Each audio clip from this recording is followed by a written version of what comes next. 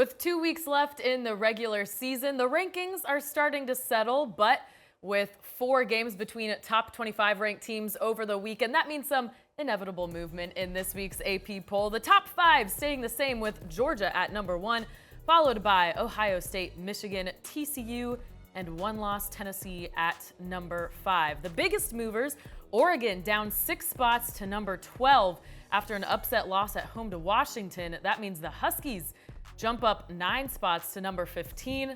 UCLA drops 7 spots to number 16 after also losing at home to Arizona.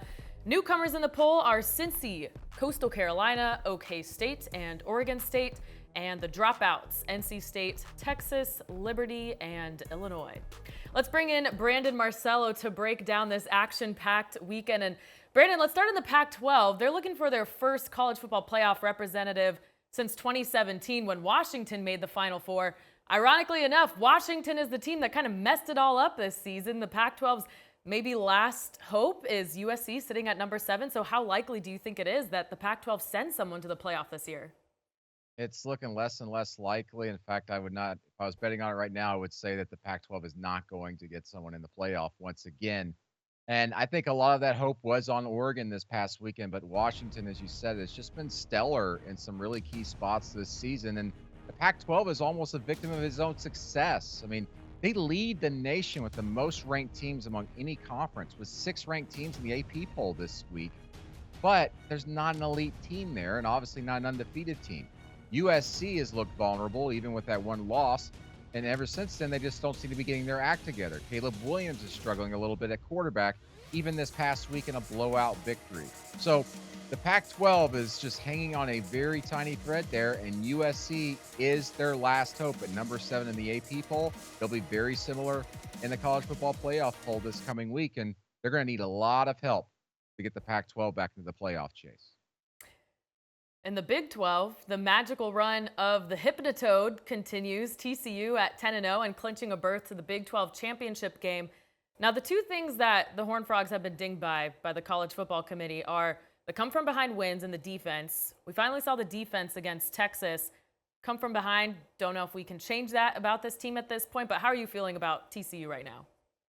I think TCU is putting it all together, and they're winning games in different ways. And as you said, we saw that defense step up on the road at Texas this past week, which I think the committee is really going to value. You know, what's interesting about the committee is one week they say, hey, there's too many come from behind wins here. There's 4 in the second half for TCU.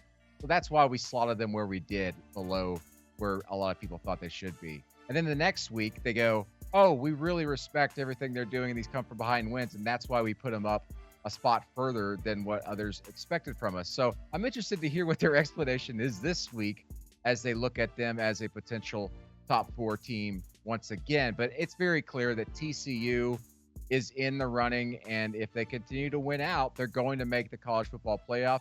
I think the strong thing for them, just as a fan base, if you're TCU, is that this team looks like one that can win with defense and it can win offense when it needs to. And what they were able to do against Quinn Ewers in Texas on offense, very, very impressive, and one of the more impressive overall performances, not just from TCU this season, but among all the college football teams we saw in action this past weekend.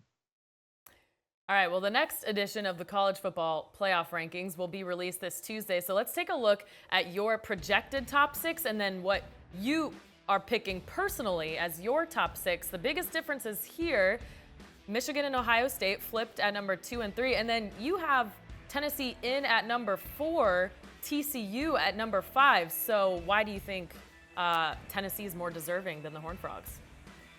Listen, Tennessee is just more explosive. They're more consistent. They've had a stronger schedule. I really like Tennessee this year. Say what you will about their defense, but they just absolutely outscore and blow opponents out of the water all season long. TCU's needed comeback after comeback after comeback. And so to me, I look at Tennessee as a team that is hitting on all cylinders every week. TCU, yes, there's something different every week, but I wonder that where's the chink in the armor there? Is it going to show up? Is it going to stub their toe? I think if you put Tennessee in the Big 12 this year, they're undefeated just like TCU, but in much more impressive fashion, and they'd be blowing everybody out. That's a good point. All right. Well, thanks, Brandon, for your time and insight as always. And for all the best college football content, keep it locked in to the 24/7 Sports YouTube channel.